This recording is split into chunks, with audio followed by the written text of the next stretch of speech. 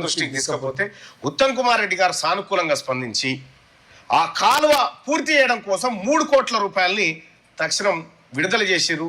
So ఇప్పుడు కాలువ పూర్తి కాబోతున్నటువంటి సందర్భంలో రైతాంగం, అక్కడ ఉన్నటువంటి రైతాంగాన్ని నేను కలిసినటువంటి ఒక దృశ్యాన్ని చూద్దాం. ఒక్క నిమిషం, మంత్రి గారు phone. Hello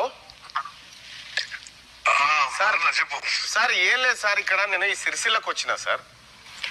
Kaleshwaram package 11/6 sir. ఇది ఇల్లంతకుంట మండలానికి వస్తుంది సార్. ఇక్కడ సిరిసిల్ల నియోజకవర్గానికి 9 గ్రామాలు, ఇక్కడ మానకొండూరు నియోజకవర్గానికి 3 గ్రామాలు వస్తాయి సార్. అయితే ఇక్కడ ఈ దగ్గర వరకు 2 వైపుల నుంచి కాలువలు తీసుకొచ్చారు సార్. 1 కిలోమీటర్ మాత్రమే తీయలేదు సార్. ఈ కిలోమీటర్ తీయకపోవడం వల్ల 12 గ్రామాలు ఎఫెక్ట్ అవుతా ఉన్నాయి సార్. వాళ్ళకి వాటర్ లేదు, ఇప్పుడు పంటలు ఎండిపోతా ఉన్నాయి. అయితే దీనికి ఒక 3 కోట్ల రూపాయల వ్యయంతో ఆల్రెడీ శాంక్షన్ అయిందని చెప్పి తెలుస్తా ఉంది సార్.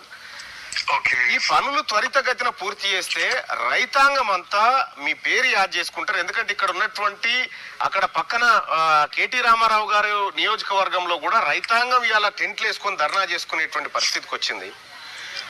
దయచేసి మీరు త్వరితగతిన ఈ కిలోమీటర్ పూర్తి చేస్తే సార్ మీ పోటుకు పాలాభిషేకం చేసుకుంటారు, మిమ్మల్ని దలుచుకుంటారు. ఈ రైతాంగం అంతా నా దగ్గర ఉన్నారు సార్.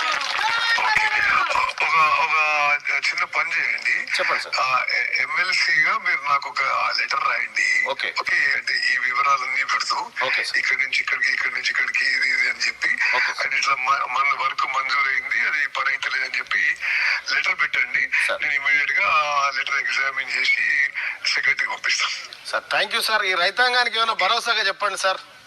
అంటే ముందు లెటర్ ప్రాసెస్ చేసి చెప్తాం మళ్ళీ, అంటే నాకు ఐడియా ఉండదు కదా విషయం ఏంటిదో. ఓకే సార్, నేను లెటర్ పెడతాను సార్. నేనే పర్సనల్ గా వచ్చి కలిసి మీకు లెటర్ ఇస్తాను.